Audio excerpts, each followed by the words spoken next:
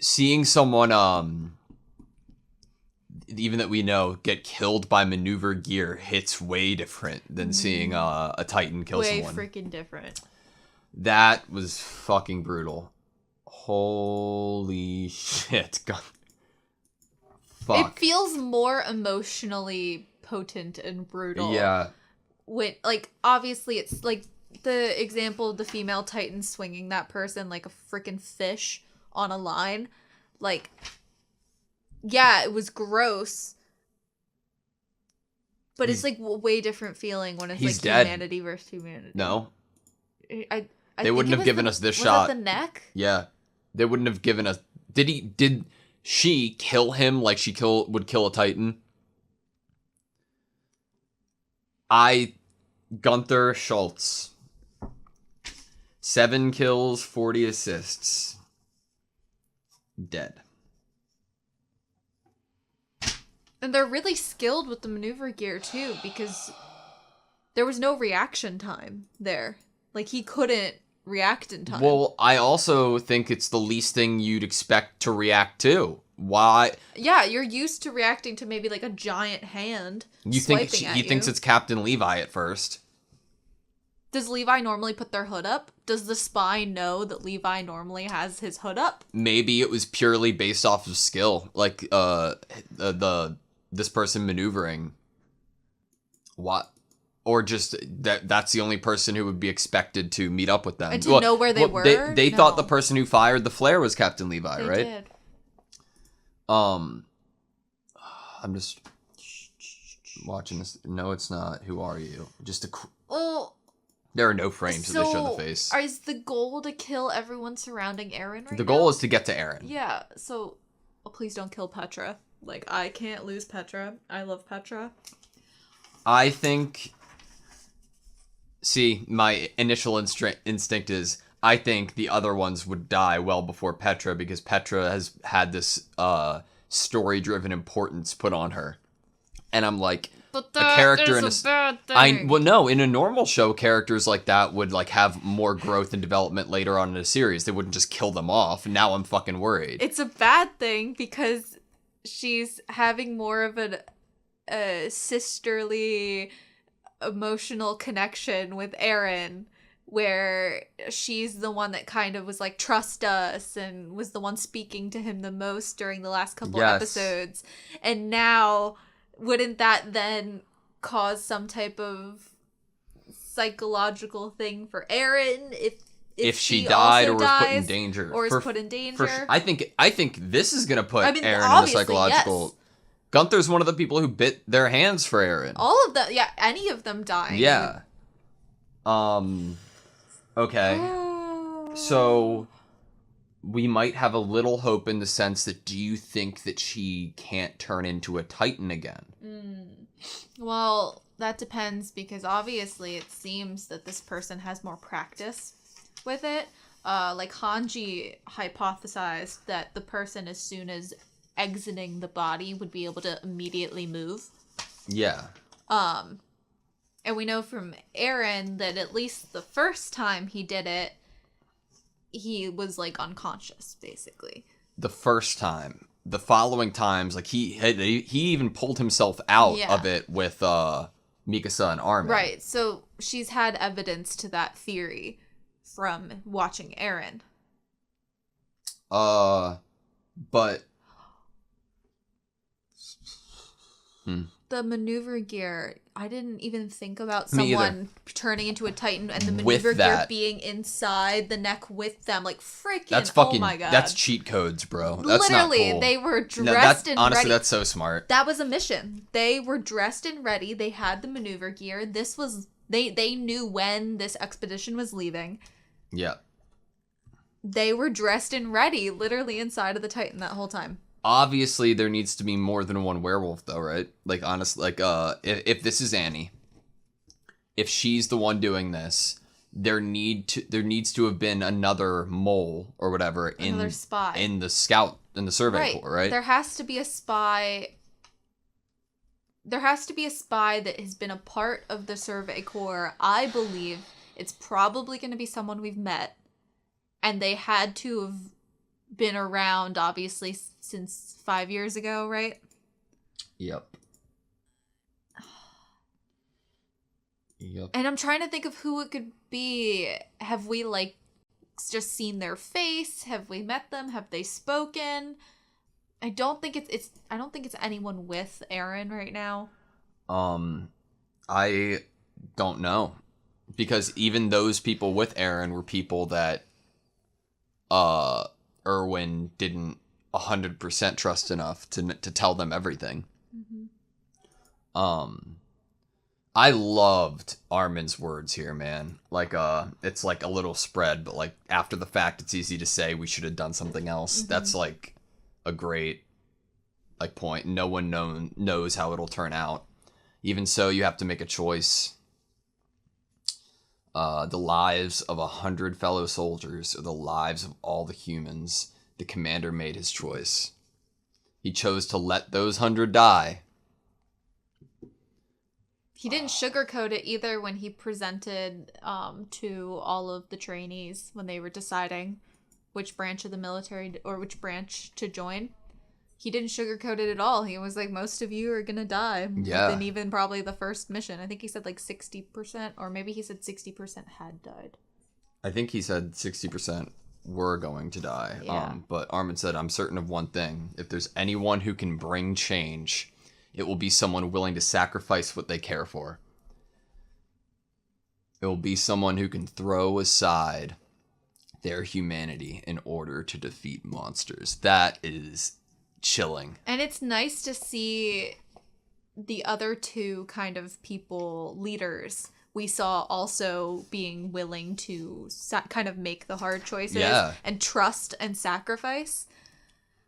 The reason I asked if you thought Armin could potentially ever be an Erwin is because like Armin's able to recognize that. Well, he's able to identify almost exactly the train of thought and the heart of Erwin Smith. It could also be just a device so that Jean learns that, because we've already been setting up Jean as the leader or a leader. I think they're setting up Jean, leader, Armin, his go-to right-hand strategist man. Mm. So I have a lot of questions about this hardening thing, because the ice hands.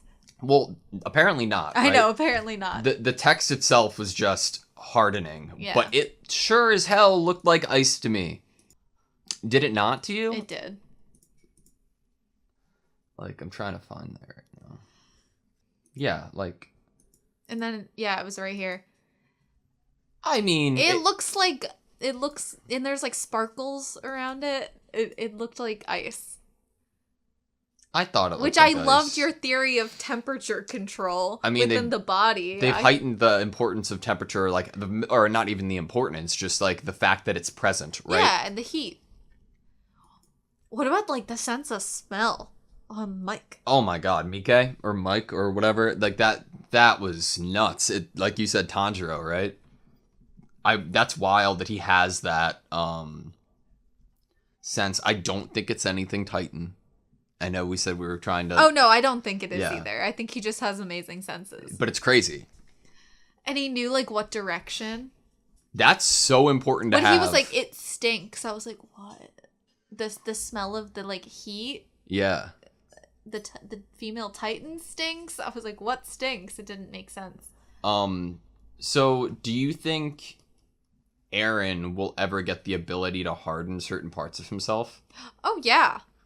Like... I think we're learning, if we learned anything, obviously the mission was not a success in the actual kind of goal of the mission, but if we learned anything, it's that people that can turn into Titans could possibly control the hardness of their bodies. I mean, didn't Erwin say that the armored Titan could do it? Yeah, he said something similar. Is that a visual cue for us, or is that like in-universe? Yeah.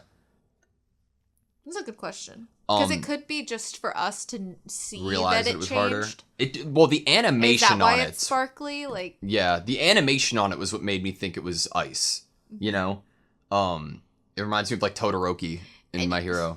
It could just be for us because you don't see any reactionary clips of them being like, oh, the hands, something just happened with the hands. Or like, oh, it changed color. Or, Yeah. all they remarked on was how hard it was. A couple of episodes ago, alluding to the thought that if Aaron Titan was facing female Titan, that Aaron's Titan could stand a good chance. Mm-hmm. Don't think so anymore. No, if obviously, she can harden her hands, the female Titan obviously has so much more experience and understanding. How does this person have so much more understanding? Have they been a Titan longer than Aaron? Have they had the ability longer than Aaron? Yeah, but it almost seems like not only have they had the ability longer, but they understand how it works and what they're able to do more. Definitely. And I'm wondering, does that come from experience or does that come from having someone tell you? Or duration. Because if they have memories like Aaron does. Oh, and they unlock? Yeah. Like, I mean, obviously Aaron's unlocked more and more information since... It's just kind of come out of him, like... He just kind of word vomits it. And he's through like, where'd that come experience, from? to be fair. Like, through the whole clear motive thing. Clear goal. Like, that's... experience. That is a good point though, because it's like, okay, if this person is from the military police, if this person is Annie, if this person is from the government, where the hell are you gonna have, I know there's a lot of room within the walls, but where's like an isolated enough place for you to do Titan training? I know. That's wild. It begs the question, is this like a deeper underground organization thing? But then Levi might know about it because wasn't he like a part of the underground? Yeah. We learned that they can learn, right? Regular Titans can seemingly learn pretty quick, and they which started is to get terrifying. better and better at climbing the trees. Does that mean that Titans could learn to swim? We talked about this because of the closing kind of image that happens on every screen when it's like to be continued. And it's like all the people kind of fleeing from this war-torn Titan land to new land through the water. And one of my guesses was that maybe they could either float, because as Hanji's told us, they weigh nothing. Yeah. Oh my god, that's so true. So they could either float and like swim across, or I was like, even though when you cut off a limb, it's so light, we know when they run around, they could like break things. They're so heavy. What if they just like walk along the like sand, you know, at the bottom of the sea? Like, what if they're so heavy they don't need to breathe? This is a really fucking grotesque image, but can you imagine like a Titan, like seeing like a big river? They can't swim. They can't walk through it. They like inflate their head into a hot air balloon using the steam and heat from them. And then like, and since they're so light, they can just like start flying. What if they can fly? I'm very... Or like float in the air, like a balloon. You're so right. Like, what if helium? What made female Titan snappier? What was the text? We need you alive after all. I think that she felt... Well, Erwin did bring up like a minute before this, could we break it down? Could we like...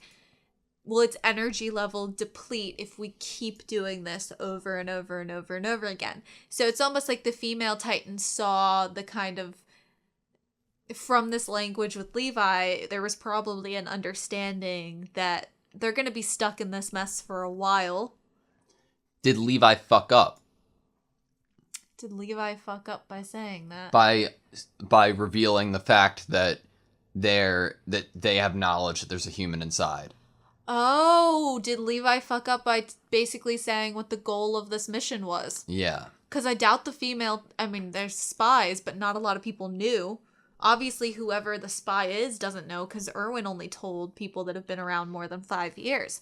So it could have been once the Titan learned that this was the goal, then there was panic. Or acknowledgement that there's somebody in there. That they understand. Yeah, that being said, I can't imagine if she didn't learn that, she would have just let herself die. Oh, yeah, this probably would have happened regardless, but I think the timing. Yeah. It was probably a moment of like, oh my god, I'm had.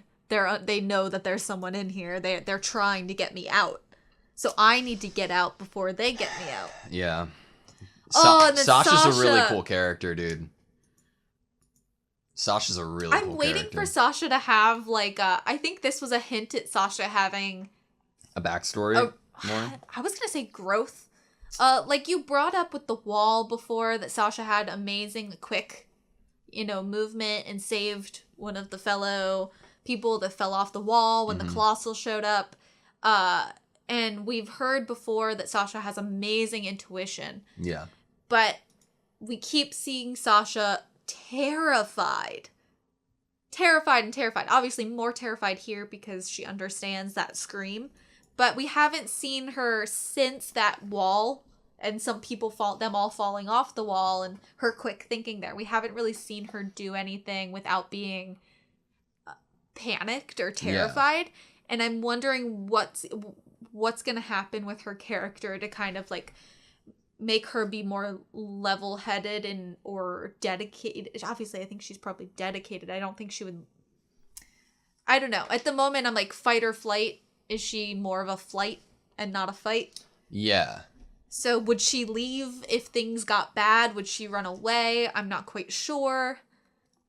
So I'm waiting for the growth there. I see that. I saw a lot of parallels in this episode. Like, parallels in between groups, right? In between the solidified scouts and their way of thinking. And then going to Armin and John and them having the same exact, like, terms and way of thinking, right? Yeah, and the editing so helped. And the editing was so great. Is there almost like a, maybe I'm reaching, like a, I guess, like a similar feel to Sasha as there is Mike? Like Sasha had a sense in a way that danger was going to come. And so it's like Mikasa, Levi, Sasha is Mike. Yeah. Armin and Jean together, Erwin. Yeah. They kind of like transform together and like high five and turn into Erwin.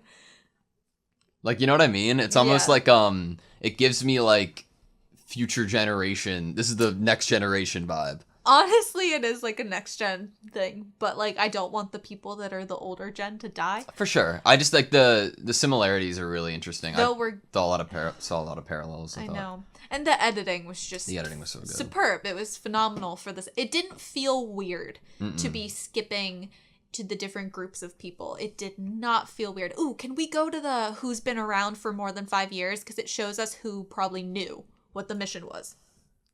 Okay, more people show. Okay, so the blonde person was with Krista. Correct. We have Mike, we have people we don't know, and then we have Levi and Hanji. Mm-hmm. And do you think it actually is somebody who is trusted? There's that possibility, no? I'm still like, is it someone we've seen? It'd be weird to me if it wasn't someone we've seen before. Agreed. But then again, I can't think of anyone that we've seen before that it could be or that I feel like it might be. Like, I'm not suspicious of anyone. Agreed. I do think there's potential to be. I think that if we see the female Titan, whoever it is, Annie, actively avoiding hurting somebody, that's a red flag, right? Because they would know of the person on the inside. You know what I mean? If, like, we see a scene of her, like, next episode, if she's still trying to kill our people, which I assume she will be, if she's actively not trying to kill one of them. Well, that's why I thought it was weird that the female Titan lifted off Armin's hood and then basically, like, gently, you know? Yeah. And I feel like the female Titan only attacked... the energy with, like, people, if it's Annie, the fellow trainees, the friends, and when they were attacking her, it was a different type of energy than how sadistic the female Titan was swinging other people. It's like... it was a different energy in that fight. It's like she has a reason to believe that all of the other people are bad, doing things for a bad reason, or acting under a bad motivation. And that the characters she's met so far, she knows firsthand that they are not acting within those motives, and that they just don't know enough. And they like her, and she likes them and cares about them, right? Yeah. I mean, we saw her interaction with Armin, Annie's interaction with Armin, when her and Connie were like in line with him. Yeah, getting and they their were gear deciding checked. what they were gonna do. That's a big And they were part, though. talking. They were all talking about Sonny and Bean together. Well, they didn't know they were talking. I don't think about it was Annie who killed Sonny and Bean. If Annie's a female Titan, I think they would be the member of the Scouts. It has to. There's a member of the Scouts, and then there's someone else. I like your theory that obviously I like your theory that there's a separate person who is a spy in the Scouts, because then it would allow the female Titan to be Annie. But I think this episode is trying to make us question our previous thinking that it might be Annie, because we're being kind of proposed this idea of the spy that's been around for 5 years, but not more than that. Yeah. It makes you wonder, like, how much it makes you think that the female Titan probably is the actual spy. Okay, I can totally see that that's the direction, like the picture that they're trying to paint. Are they trying to paint it on purpose to confuse us? Good question. I guess initially took it as, two people then. Like, because I guess we're so hardcore sure that Annie's the female Titan. I think we're doing a disservice in a way. Maybe for ourselves watching this to be so hardcore. But I don't know, that could have a good thing, because it could enhance our excitement to realizing it is Annie, or it could enhance our confusion and our analysis of the story building here of like, oh my god, what did we not notice beforehand because we were so clouded with thinking it was Annie. I think it could be really interesting to go back, and notice things that we hadn't previously noticed and be like, oh my god, we were so convinced. Yeah. And they convinced us. The show convinced us. Look, it's compelling to the writing of the show, if anything. It would just be so odd to me from a writing perspective. This show isn't afraid to kill people off, right? Right. It'd be so odd to me that there's one character that had a significant influence early on to our main character, had a lot of important screen time and a little bit of character development, a little bit of, not development, just like showing us character details and personality. She's the main reason we knew that Eren was we thought Eren might be the Titan. Because of the fighting stance. And to not kill her off, but to just like put her off screen, give her another role, and then not let us see it, and then introduce the female Titan who has the same exact nose. Like that, like, the evidence is obviously piling up. I agree with you that it's probably doing us a disservice to just like underlyingly and subconsciously assume that it's her. Because we might not be hard noticing to turn it off. Things. Yes, I know. But I don't know if it's a disservice necessarily, because our reaction to finding out whether it is or isn't will probably be bigger, especially if it isn't her, because then we'll want to unpack everything, and maybe it's a person we've literally never met. If it's a person we've never met and there's no evidence to support that it's that person, I will kind of be like, I feel like I might be unsatisfied with that. So I feel like it has to be something where there's nuggets of like signs that we can look back on. Because I feel like their show is really good at planting evidence. Yeah. This show's kind of like one of those books, those like spy books at the like library when you're in like elementary and middle school. And they were always the ones checked out the most at the library, where you have to find the things hidden in the room. That's what it feels like. Yeah. Oh, man. There was a point for Erwin that I have to give mad respect, because there are so many like leaders in real life and in fiction that if they go forward with their plan, they do not have I have to pick the right word here. They do not have the confidence. They don't have the character. They don't have the will to be able to go back on what they said, realize when they should cut their losses and move on. They don't double down for the sake of their pride. They understand what's happening in the moment, make the decision to save the people that should be saved. Are you talking about Erwin's decision to retreat? Yeah. Yeah. I mean, it's obvious once he started talking to Hanji that he knew it was a possibility that the person could flee in that moment, And how are you going to... And he knew that they could have maneuver gear and they could be dressed like one of his soldiers. So I didn't think that at all. It's so... I mean, if he wasn't able to put away pride or ego and or not wanting to let the sacrifice be in vain, so he pushes everything past the point that he should, there was nothing he could have gotten from that. I mean, maybe they would have noticed the spy, they would have not been all the people retreating. Obviously, maybe Aaron's group, if they hadn't retreated, they'd run into the spy with Aaron's group that we just saw at the very end of the last episode. But I can't believe that whoever the person is who just killed my mans, like, they're so smart to use the smoke signals to locate Aaron's group. That was a big brain play. They probably knew, just like how Armin said that he bet that Aaron was in the center rear of the forest. Very, very smart, and probably has knowledge of formations prior. One thing I just want to unpack a little bit, because you mentioned it in the episode, and I felt like we couldn't answer it adequately there, was this mission a success or a failure? Yeah, it's a big question. Because I'm not looking at it in the sense that what they expected and wanted to happen didn't happen. There you go. It's a failure, right? I guess it depends who you're asking. Yeah, it's the was there benefit? Did we get enough information to justify the losses? Obviously, exactly what Armin said, right? Hindsight's 2020.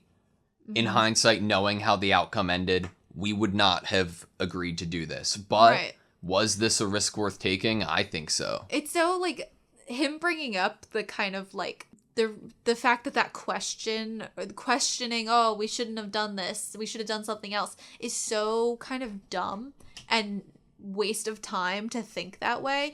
Because if you could see everything in the future, yeah, you do a lot of things differently, but you can't, like, live your life trying to make choices that you hope won't, turn into something else, because then you'll never do anything. You literally won't leave your house. If you have a chance, especially in a world like this, you have to take it, right? And it doesn't always work out. And there was a chance. They had enough cannons there. Hanji had this great plan of how to, like, obviously they've done enough research to know how they could possibly pin the Titan there, where they could possibly cut the person out.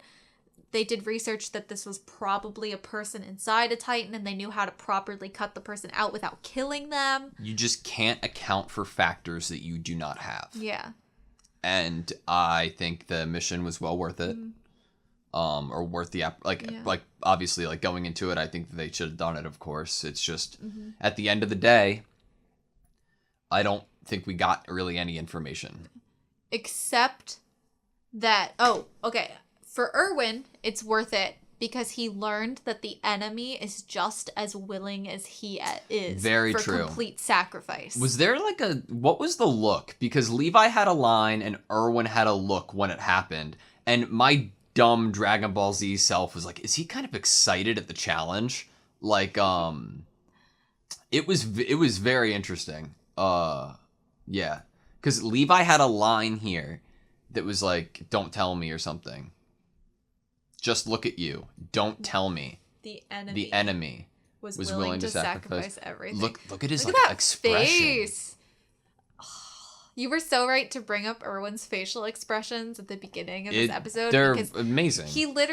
We knew him as this very composed person for so many episodes that it makes the expressions he makes, like, way more interesting and powerful. I like the lines drawn on his eyes are fantastic. It's so interesting to see such a sketchy drawing style to show kind of emotions within the eyes. Man, it makes it. I'm sure it'd still look great without it, like, because his expression still shows from his eyebrows and his eyes, right? But it adds a sense of, like, tone. It adds a sense of emotion and feeling that makes me feel like I can understand the character better with that. It feels so hand-drawn. Doesn't it? I love it so much, the cross-hatching. Like, this shot of Levi, it's like, if you look at his hood and his cloak, it's so very round and, like, And then if you look like up towards his face, it's very sketch-like. Very deliberate. Compared to how kind of... can't even think of words right now to describe it, but it's a very different kind of style, both in his cloak and then in his like neck. And they're not afraid to use thick strokes, like on the edge of the animation, right? On the edge of the characters. It's like not as thick as Demon Slayer, but it's thick and it's very artistic. Black outline. Yeah, and for them to go from the like in subtlety, when they choose to go and join the like thick black stroke and animation lines with the subtle sketch, it blows the scene out of the water. It's so cool. I thought of a word to describe the cloak. It's the cloak. It's like even look at the side of his face. There's no blending there. Yeah. It's very harsh, like this is a color, this is a color, this is a color. They're all shades, but they're all blocked out. Mm-hmm. And then to go to such like the art style is so interesting. The lighting's so good. Right? Mm-hmm. To take this black and white manga and turn it into color, they did a really good job. Mm-hmm. Real quick, I wanted to end on like a scene that I really didn't like. A scene you didn't like? Yeah, it made me really uncomfortable. I can't really explain why though. This. I didn't like this. I don't like looking at this. I don't like how his hand is like grabbing the tree like a tendon. I don't like his face. How do you draw these He looks like a things congressman. To look so freaking so equally as so terrifying. Yeah. Oh gosh. How dare you try to climb the tree that our Princess Krista is on? It's like a youth pastor. I don't know. Alright, I don't know. I just don't like the scene. Okay. Do you have anything else?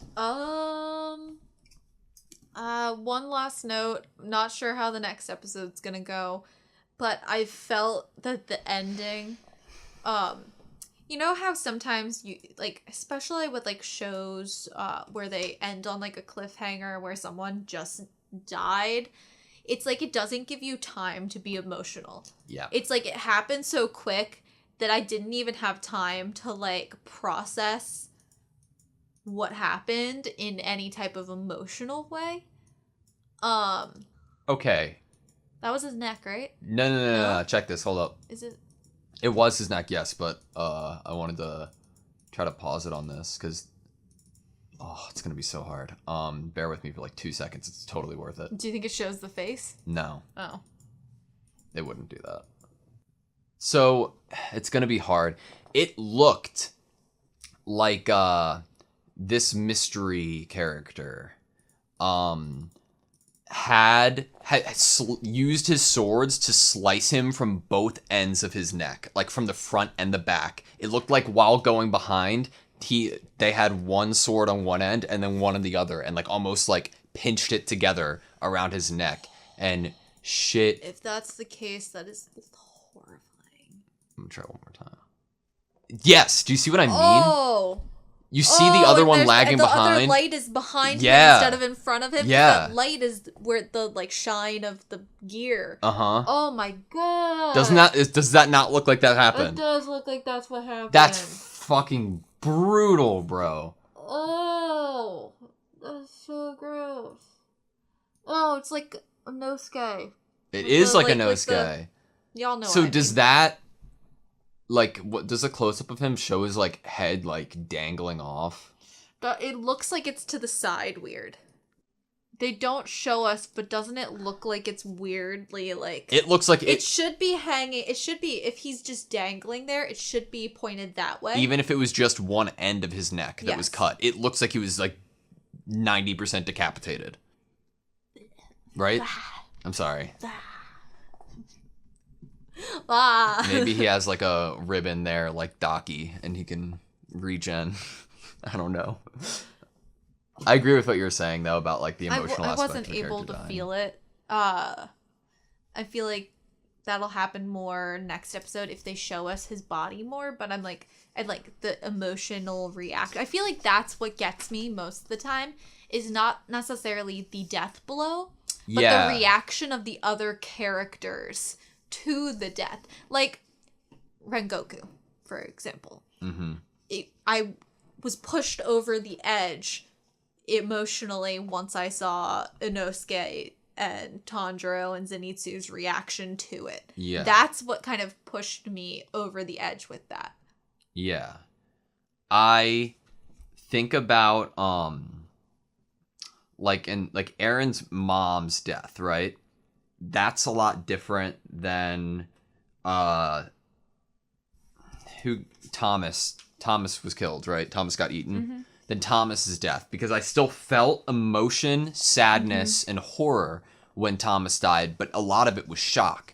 It was that was like our first. Yeah. It was our first introduction, really. That was their first introduction, even a lot of those characters to fighting Titans. To somewhat contrast that, though, is Aaron's mom's death, when there's like added score, music, and the dialogue she had to right before dialogue, like. It like pushes it over the edge of that emotion. I still, of course, feel sadness for this. Like, are you kidding me? Like, her line was brutal. It was like, "Don't leave me" or something. Like, this is what, like, I was so excited to meet these 4 characters that we got the KD for, like the kills and assists. Like, it is brutal, and I'm horrified and don't want to see a character go like this. He's the last one that spoke too when they were all talking about who peed because they were so scared of their first mission. He's the last one that spoke. It's horrible, and I hate it. But like, there's a difference in that kind of death to a more like, I'm gonna cry after seeing that death. You know, it sucks, and I'm very upset.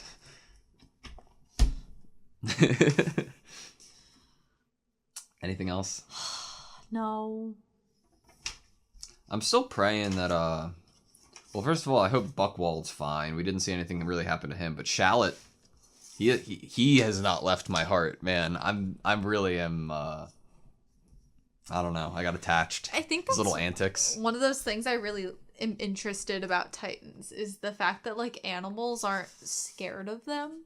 It's just so, like, that's so interesting to me that they, like, it's almost they can live in harmony with wild animals because they're not like a predator-prey relationship. And that's why the horses behave so well, and you're able to get them to do what you want them to do. Like, we haven't really seen horses start bucking people off because they're scared. Like, because they don't see that as something that's going to kill them. They don't feel scared. They're just running ahead. Okay, you know? But they're like horses in like history wars, you know, that are going straight ahead even though gunshots are firing at them. There's conditioning and stuff that needs to be done. That being said, I get what you're saying because it's like it's a subtly different degree. Like, it's like, I would, if these horses, how do you train them for Titans? Right. We'd think, like, if they were scared of Titans, we'd be seeing at least one character bucked off and left in the woods alone without their horse, you know? Yeah. Just one character, even if they're trained, at least one horse that Buckwald leaves. went away, kinda, for a bit. It's just because he didn't have anyone riding on top of him telling him what direction to go. Yeah. I don't think it was like a fleeing. I think it was like I have no rider now. Where do I go? Agreed. And he behaved so well with Krista bringing him back. Krista, I have so much evidence to prove that Krista's actually a Disney princess. Like, how beautiful she is. Obviously, animals are attracted to her just like humans. Like, what more do you need? We just need to hear her sing, and then she's in. Attack on Titan, the musical. Okay, that's it. That's all I have. Thank you guys so much for watching this video. Please like, comment, and subscribe, and we hope to see you next time.